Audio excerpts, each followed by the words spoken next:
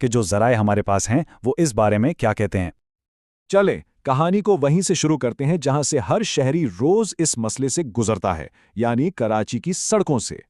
ज़राए में से एक तज्जिया इस सूरत-ए-हाल को बयान करने के लिए एक बहुत ही, आप कह सकते हैं कि एक तल्ख जुमला इस्तेमाल करता है। वो कहते हैं कि कराची की सड़कें कब्रिस्तानों जैसी हैं, और ये सिर्फ कोई मुहावरा नहीं बल्कि एक खौफनाक हकीकत की अक्कासी है।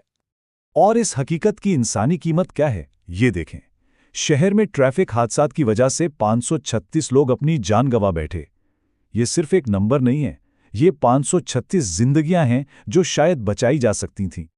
देखें, रोजमर्रा की जिंदगी एक मुसलसल जिद्दोजहद बन चुकी है। हर तरफ गड्ढे हैं, निकासी आब का निजाम तो जैसे है ही नहीं, और ट्रैफिक जाम तो मामूल की बात है। जरा ये भी बताते हैं कि शहरी इस बात पर भी शदीद गुस्से में हैं कि इन टूटी फूटी सड़कों पर ई चालान का निजाम नाफिज किया जा रहा है, खासतौर पर नॉर्थ कराची, औरंगी और कुरंगी जैसे इलाके। वहां तो हालत और भी खराब है। तो सवाल ये उठता है कि क्या इस बहरान से निपटने के लिए कोई फंड्स हैं भी या नहीं? अच्छा, जवाब है हाँ, और ये एक मखसूस टैक्स की शक्ल में मौजूद है। इसे कहते हैं सिंध इंफ्रास्ट्रक्चर डेवलपमेंट सेस या SIDC। ये एक सूबाई टैक्स है जो कराची की बंदरगाहों और एयरपोर्ट से जो भी सामान दरामद होता है उस पर लगाया जाता है।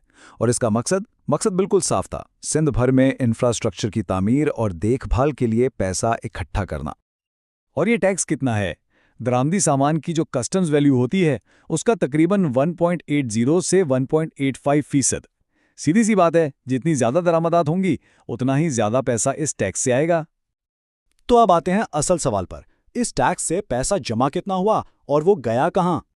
ज़राए का तखमीना यह है कि सिर्फ इस इंफ्रास्ट्रक्चर सेस से 1000 अरब रुपए से ज्यादा की रकम जमा हो चुकी है। जरा सोचें, 1000 अरब रुपए, ये इतनी बड़ी रकम है जो शहर की तकदीर बदल सकती है।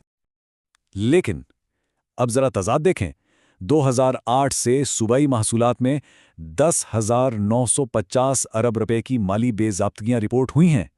मतलब एक तरफ 1000 अरब रुपए की वसूली है और दूसरी तरफ 10,000 अरब से भी ज्यादा की बेज़ाब्तगियां। और ये जानना भी बहुत ज़रूरी है कि ये सारा पैसा आता कहाँ से है। सूबे की जो कुल आमदनी है ना, उसका 97%, जी हाँ 97% हिस्सा अकेला कराची देता है। उसके बावजूद शहर की हालत हम सबके सामने है। अच्छा, इस माली गड़बड़ के बाद तज्जिया सियासी जिम्मेदारी का सवाल उठाता है। तो चलें इस पार्टी के रिकॉर्ड पर एक नज़र डालते हैं जो एक दहाई से भी ज़्यादा अरसे से इक़्तिदार में है। ज़राए के मुताबिक सिंध में दो अहम सियासी किरदार हैं। एक तरफ है पीपल्स पार्टी जो 2008 से यानी मुसलसल 17 साल से इक़्तिदार में है, और दूसरी तरफ है पाकिस्तान तहरीक-ए-इंसाफ जो कराची में एक बड़ी ऑपोजिशन कुव्वत है। तंजीम पीपल्स पार्टी के